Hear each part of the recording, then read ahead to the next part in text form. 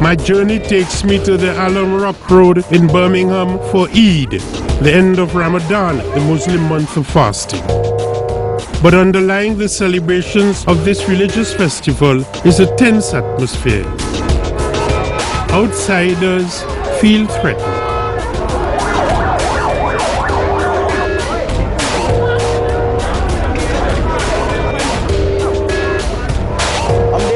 For now when the traffic coming down. All I do, I try to get you. They go to the car, they go on the hog and they turn the car across the road, block the road. I can't get you. All I do though, they start to jump on my car. I start to shake my car up. So I comes out, I pull the car up, and I comes out the car. Right?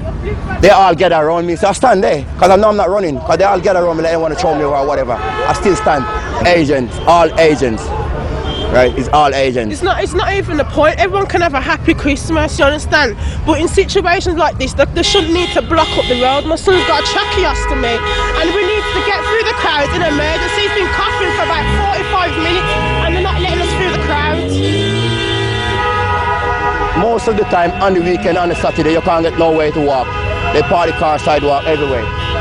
It seems like they want to fight me. That's what they want to do, they want to fight me.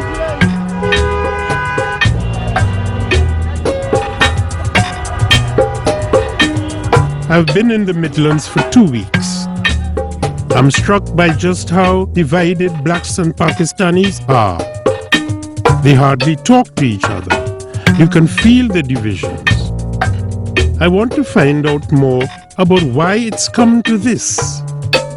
I go back to the West Indian boy who had been stabbed in the leg. I find him with his friend Leroy.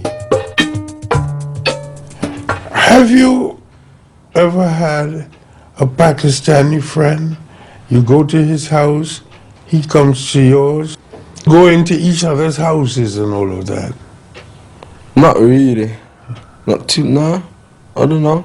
Was there a time when young Pakistanis and young West Indians going to school together got on fairly well without this kind of conflict? I used to see them as really passive people, you know, to run takeaway restaurant and things like that. And personally, on a level, I used to say to my people, right, the reason why they do so good is because they're just passive, you know. Now they come with this militancy, yeah? It's like overnight, just shocked me. You know what I mean? Really, really aggressive militancy. Yeah, my slogan. Right. United we stand, yeah. Divided we fall. Yeah, but how are you going to have unity when some of us say Allah and some of us say hallelujah? I find this all very depressing, you know. It is depressing because it's happening and no one is doing fuck all about it. Let me finish. You know I find it depressing? Is that I know for a fact, an absolute fact, that there was a time when West Indians and Asians worked here in the foundries. Yeah. West Indians used to get jobs for Asians. If something was going in a factory, they would say, "You want a job? We've got some work going here." All right. And that, they went on strike together. Yeah. They joined the trade unions together. Yeah. They joined the Labour Party, mostly together. And then, now this degeneration.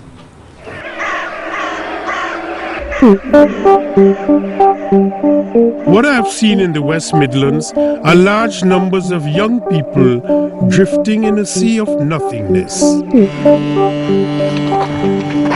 But where are the parents in all this? Do they know? Or have they lost touch?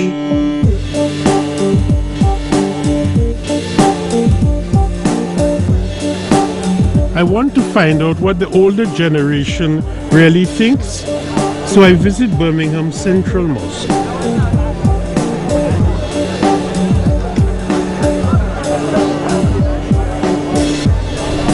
Yes, Don. Can I shake your hand? Assalamu alaikum. Wa alaikum salam.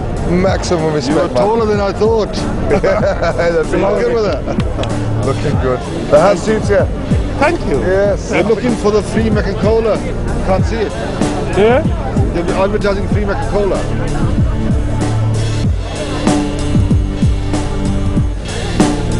I'm here to meet a leading member of the Muslim community. Tahir Alam is on the committee of the mosque, one of the largest in the country. Hi, Darcus. Welcome. Assalamu alaikum. Welcome to Eid. He tells me at Eid that over 25,000 people pass through the doors of the mosque. Could you imagine yourself being a non-Muslim for a moment? And you see these masses trekking through Birmingham. Do you have some sense that it poses a threat to people? There is no threat of any description whatsoever, really. So, but I can understand why some people may feel that, but for wrong reasons, in my view. There is a general feeling among West Indians, Sikhs, Indians, that there is a kind of overpowering element in Islam. Are you aware of that? There is a greater level of adherence to Islam, if that's what you mean by overpowering. No, they feel overpowered. Yeah, they may well feel intimidated. I don't know why they feel intimidated, really, but I do think that there is a greater level of adherence to some extent than, say, compared to Sikhs adhering to their own faith or Hindu community adhering to their own faith. Yeah, there is a lot of vibrancy and activity within the Muslim community. Yes, there is, yes. Are you aware of jets of violence coming out of young Muslims? Does religion add another fuel to a fire? No, it doesn't fuel at all. I think religion is a rectification element. So I don't see Islam as a problem. Would you be kind of madly surprised if there's an outburst of violence between Muslim youth and some other ethnic group? But if you're looking at violence, the most quoted example, of course, is the riots in Bradford and Burnley and Oldham and all those, for example. But they have a backdrop where these, we know for a fact really that these were actually aggravated by the BNP. I think Tahir is a good man. He cares, but he's missing the point. Some Muslim parents have lost control of their children. They don't know their children. They are ignorant of what is taking place. They've lost a grip on them. Immigrants are the people who've been making children in this country. So we flood the market with a lot of young people who are drifting and going nowhere.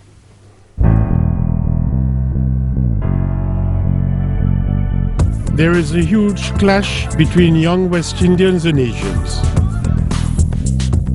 Some of it is clearly down to tribal differences. But some of it appears to be about economic success.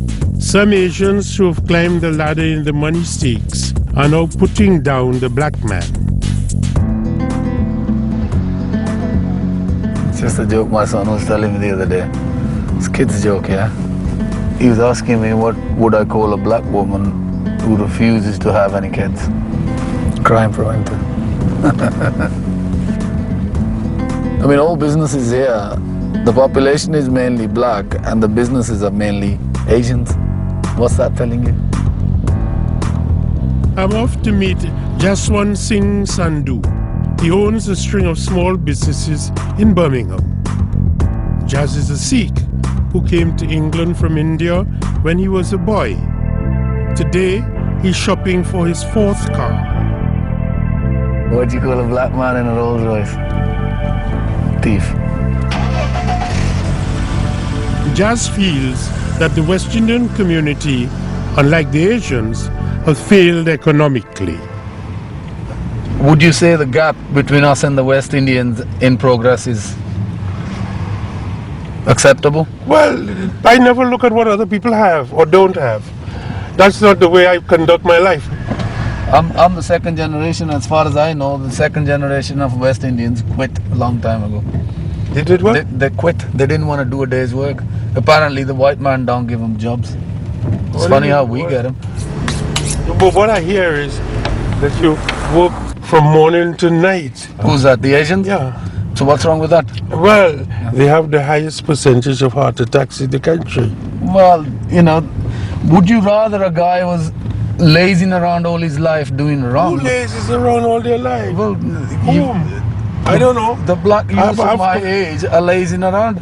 I can't understand how does any community explain grown young men walking around at 2 o'clock in the afternoon. Don't they have a job? Don't they have anything to do? We drive around, but it's all connected to business. What Jazz is really telling me is that the West Indians' poor economic performance justifies his prejudices. I've never thought I'd hear this from an Asian brother. It was very different when I first came here. There was a commonality of purpose between people from Pakistan, people from India, and people from the Caribbean. We were all under the empire at one time. We all had this particular sense of England. You don't like West Indians, don't you? You don't like West Indians. I have West Indian friends. Those who choose to do well with their life are my friends. But you seem to think West Indians are very worthless. I don't think they're very worthless. I think they're very lazy. If you go to the BNP with that kind of talk you're talking there, you think they'll take you in? I'm not talking on their behalf. I'm saying what I feel and see. I'm amazed by Jazz's attack, but I'm trying to understand him. I think he has struggled to get out of poverty and he's terrified of falling back into it. All of us came physically out of those communities. I'm a professional. There are lots of professionals who have. And that pit of despair frightens everybody. When you look down there, you don't want to go anywhere near it. So you exaggerate who you are. You measure yourself only in regard to not falling into the pit. But Jazz was determined to hammer home his message. He invites me to an Asian ladies' night in Birmingham city centre.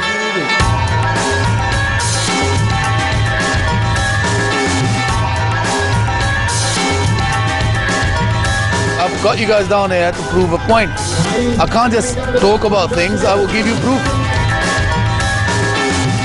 Yes, Asians have been successful. I mean, times have changed. You see a lot of affluent, a lot of money out there. The Asians have got big cars, big houses. It's all different now. So is there now an economic pecking order among the old immigrant communities? I'd put Asians first, then Chinese, then Japanese. Chinese, Japanese. Same-ish. Then Jewish people have done really well. But they're tight. but okay, then Jews, and then black people. Then black people, yeah. The Jews, the Patels, the Sikhs, the Muslims, the blacks. Black people nicknames is probably going. Jord, which is that they're thieves, but only by the older generation because we don't think that. And then there's Bigra, which means downgrade, I suppose. Messed up. Yeah, downgrade. But that's only because some of them lounge around too much. So that's not our fault either. It's not. Should we do some dancing now? Jazz can't resist one final dig. Didn't you see them down Lozals? The West Indian friends, they should look at this and take a leaf out of our book. Instead of sitting there making excuses that Indians are dying of heart attack because of stress, at least we're not dying because of drugs. Something has happened in this place. I think some toxin went around and people have been poisoned because to even answer it is to contaminate yourself by it. To even answer Jazz is to get myself involved with it.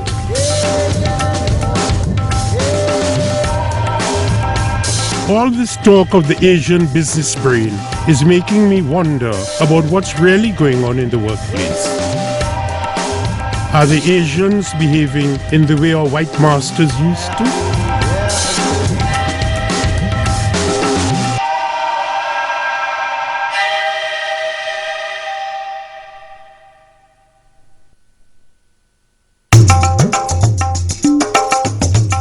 On my journey, I've met some Asians glorying in their financial success. But as far as I'm concerned, they can think what they like about black people in the privacy of their own homes and upmarket cars But this prejudice bothers me when it spills out into the workplace. In the last few years, there have been disturbing cases of Asians discriminating against blacks at work.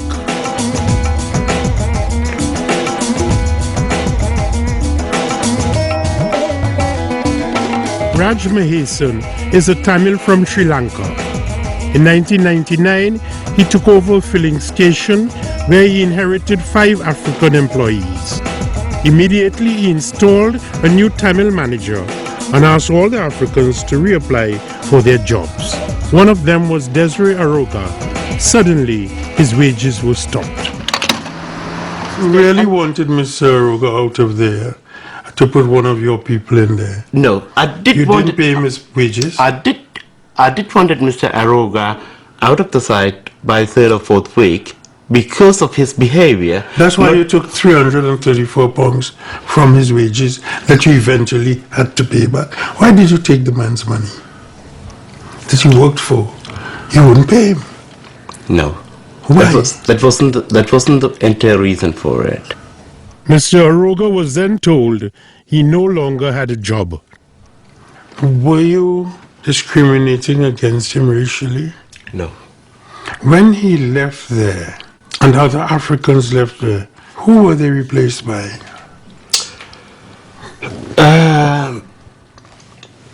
I think they were replaced by Sri Lankans. Your country people. Tamils?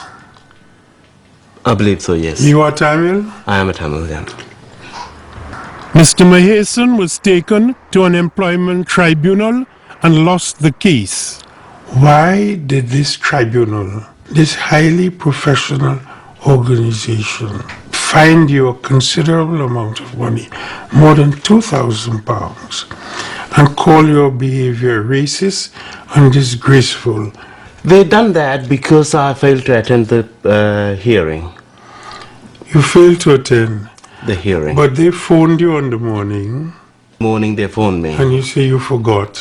Yes, indeed. So a man takes him to court for being prejudiced and he doesn't even turn up.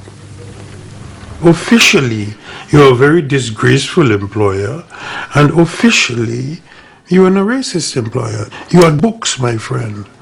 Let it be, sir. Aren't you ashamed? If I committed a crime, I would be ashamed. Okay. Did you pay the money? Yes, I did. Yeah, I had to pay the money. And what I worry about is your stern defense of yourself and giving no indication that you're going to change.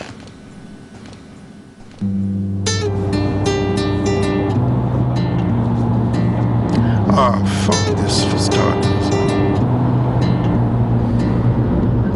This is really